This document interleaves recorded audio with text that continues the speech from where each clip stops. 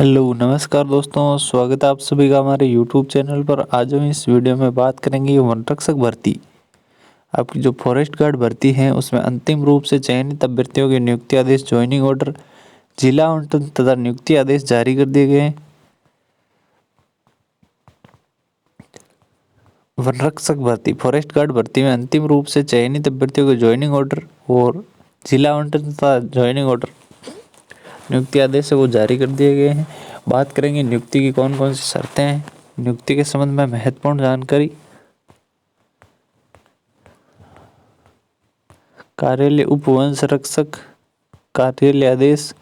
राजस्थान कर्मचारी चयन बोर्ड जयपुर की अनुशंसा के आधार पर वन रक्षक सीधी भर्ती परीक्षा 2020 के अंतिम परिणाम के अनुसार एवं राजस्थान वन अधीनस्थ सेवा नियम 2015 के अनुसरण में निम्नांकित चयनित अभ्यर्थी को वन रक्षक के पद पर 2 वर्ष की कालावधि के लिए परीक्षाधीन प्रशिक्षणार्थी के रूप में उपस्थिति देने की संगत तिथि से राज्य सरकार द्वारा समय समय पर जारी निर्देश, परिपत्रों तथा सेवा नियमों के अनुसार देय स्थिर पारिश्रमिक वेतन भत्तों पर नियुक्ति किए जाने के आदेश इत्यादि द्वारा जारी किए जाते। क्रमांक, संख्या, रोल नंबर, नाम देर का अभ्यर्थी, पिता का नाम, जन्म तिथि, अभ्यर्थी की मूल श्रेणी, वर्ग जिसके विरुद्ध चयन हुआ है, अभ्यर्थी की स्कैन फोटो।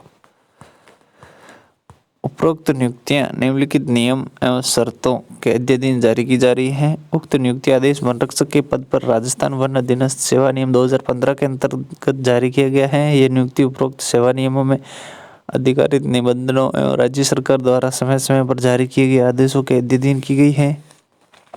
नवनियुक्त अभ्यर्थी द्वारा दिनांक तक वन रक्षक के पद पर कार्य ग्रहण करने के संबंध में अपनी उपस्थिति इस कार्यालय में प्रस्तुत नहीं करने पर ऐसे अभ्यर्थी की नियुक्ति आदेश निरस्त करने की कार्रवाई की जाकर नियुक्ति आदेश निरस्त कर दिया जाएगा। अभ्यर्थी की नियुक्ति तिथि वन रक्षक के पद पर कार्यभार ग्रहण उपस्थित प्रस्तुत करने की तिथि से मान्य होगी। नवनियुक्त परीक्षाधीन वन रक्षक को विभागीय अधिसूचना क्रमांक दिनांक 13/3/2006, पाठ दिनांक 8/6/2015 तथा दिनांक 30/10/2017 के अनुसरण में नियत पारिश्रमिक देय होगा। अभ्यर्थी को कार्यभार ग्रहण करने से पूर्व नियत वेतन फिक्स पे पर कार्य करने की सहमति लिखित रूप से प्रस्तुत करनी होगी।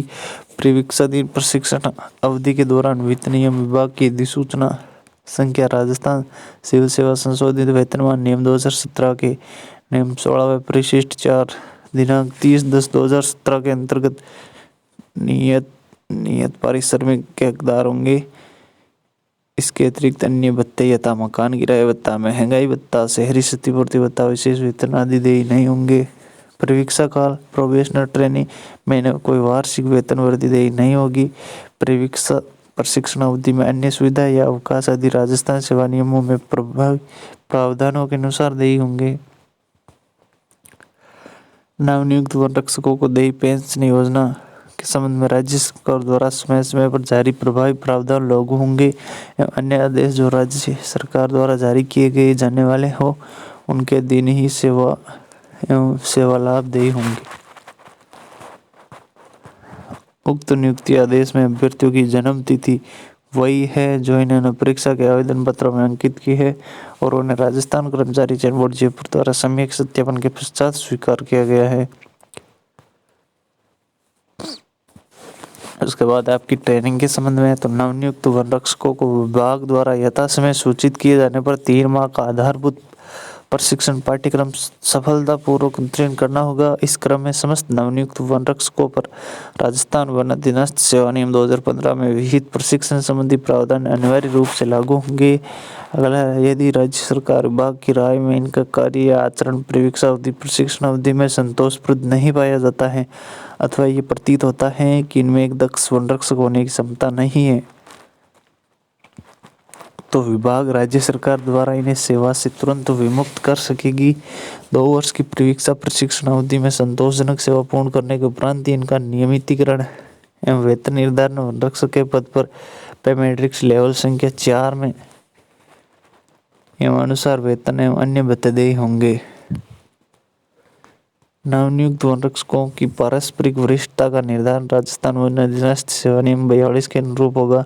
जो अभ्यर्थी पूर्व से ही अन्य नियमित राजकीय सेवा में कार्यरत हैं उन्हें राज्य सरकार के नियमानुसार ही वेतन भत्ते दिए होंगे, परंतु पदस्थापन पर कार्यग्रहण के समय पूर्व नियोजक के द्वारा उचित माध्यम से कार्य मुक्त किए जाने के आदेश, अनापत्ति प्रमाण पत्र एवं गत भुगतान प्रमाण पत्र प्रस्तुत करना होगा।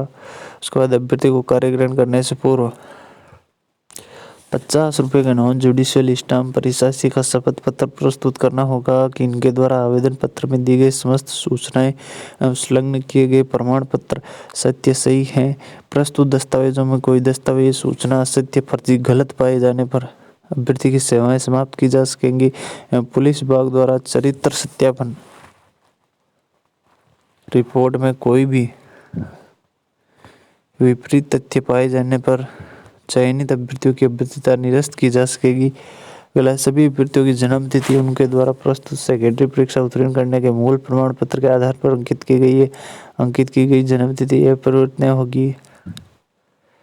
वित्त विभाग के आदेश क्रमांक 2021 पाठ दिनांक 25/2/2022 एवं 26/5/2022 के अनुसार परीक्षा अवधि में सामान्य प्रावधाय निधि की कटौती की जाएगी। वित्त विभाग की अधिसूचना क्रमांक दिनांक 9/4/21 के अनुसार आरजीएसएस योजना लागू होगी। उक्त नियुक्ति राजस्थान सरकार द्वारा समय समय पर जारी निर्देशों, नियम, परिपत्रों के अधीन होगी एवं समय समय पर जारी किए गए निर्देश, नियम, परिपत्र भी लागू होंगे। कार्मिक विभाग के परिपत्र क्रमांक दिनांक 11/5/2023 के निर्देशों के अनुरूप शपथ पत्र प्रस्तुत करना होगा। अगला, वन रक्षक के पद पर नियुक्त किए गए अभ्यर्थियों में से यदि कोई भी अभ्यर्थी प्रशिक्षण की कालावधि के दौरान प्रशिक्षण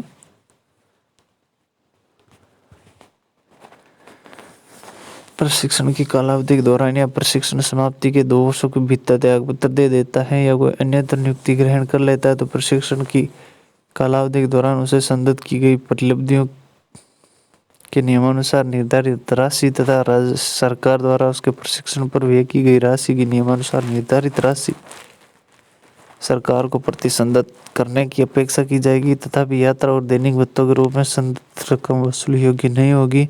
अभ्यर्थी सेवा ग्रहण करने से पूर्व विहित प्रारूप में एसआईसी का एक बंधक पत्र निष्पादित करेंगे। कार्मिक विभाग के परिपत्र दिनांक 15/5/18 में अंकित पुलिस सत्यापन निर्देशों की पालना में नियुक्ति आदेश पूर्णतः प्रोविजनल जारी किए जाते हैं। उक्त नियुक्ति आदेश पुलिस विभाग द्वारा जारी होने वाली सत्यापन रिपोर्ट के अधीन रहेंगे। यदि किसी अभ्यर्थी को पुलिस चरित्र सत्यापन में कोई विपरीत अभियुक्ति होती है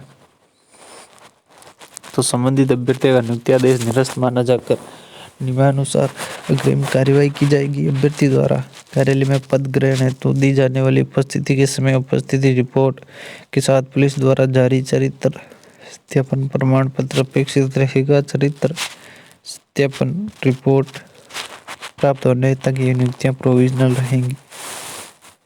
अगला है, जिन अभ्यर्थियों को पुलिस सत्यापन यानी कोई दस्तावेज से कार्य ग्रहण करने से पूर्व दस्तावेज संबंधित कार्यालय अध्यक्ष को प्रस्तुत करे। उसके बाद नियुक्ति से पूर्व आपराधिक प्रकरणों के संबंध में अभ्यर्थी को कार्मिक विभाग के परिपत्र क्रमांक दिनांक 15/5/18 के संदर्भ में शपथ पत्र के रूप में सेल्फ डिक्लेरेशन प्रस्तुत करना होगा। यदि किसी अभ्यर्थी के विरुद्ध प्रतिकूल रिपोर्ट पाई जाती है तो ऐसे अभ्यर्थी की नियुक्ति स्वतः ही निरस्त समझी जाएगी। इसके साथ ही ऐसे अभ्यर्थी के विरुद्ध नियमानुसार आपराधिक विधिक कार्रवाई भी अमल में लाई जाएगी। सेवा ग्रहण करने के लिए कोई यात्रा भत्ता देय नहीं होगा। नियुक्त किए गए विवाहित अभ्यर्थियों को कार्यभार संभालने से पूर्व विवाह पंजीयन प्रमाण पत्र, उनकी जीवित संतानों की सूचना का पूर्ण विवरण प्रस्तुत करना होगा। विवाहित अविवाहित दोनों स्थिति में दहेज न लेने संबंधी घोषणा का शपथ पत्र प्रस्तुत करना होगा। कार्यालय समय में धूम्रपान, गुटखा नहीं खाने का, मादक पदार्थों का सेवन नहीं करने का आशय का शपथ पत्र भी प्रस्तुत करना होगा।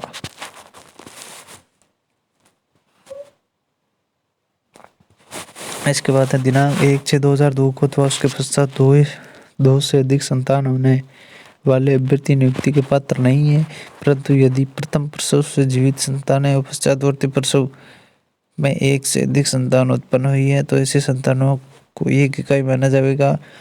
उक्त नियुक्ति समस्त मूल दस्तावेजों जो अभ्यर्थी को अपनी उपस्थिति के समय प्रस्तुत करने होंगे की जांच प्रमाणीकरण के अधीन रहेंगी। नियुक्ति आदेश जारी होने की तिथि से 15 दिवस के भीतर आवंटित संबंधित वन मंडल में अपनी उपस्थिति प्रस्तुत करना आवश्यक होगा, अन्यथा निर्धारित अवधि या कार्य करने हेतु अनुमति विस्तार अवधि में उपस्थिति प्रस्तुत नहीं करने की स्थिति में ऐसे व्यक्ति को उक्त नियुक्ति आदेश निरस्त कर दिया जाएगा। तो आपको नियुक्ति के लिए 15 दिन का समय दिया जाएगा ज्वाइनिंग के लिए। तो दोस्तों ये थी महत्वपूर्ण अपडेट। और रक्षक भर्ती में अंतिम रूप से चयनित अभ्यर्थियों को नियुक्ति आदेश को लेकर दोस्तों वीडियो को लाइक करें और चैनल को सब्सक्राइब करें। धन्यवाद।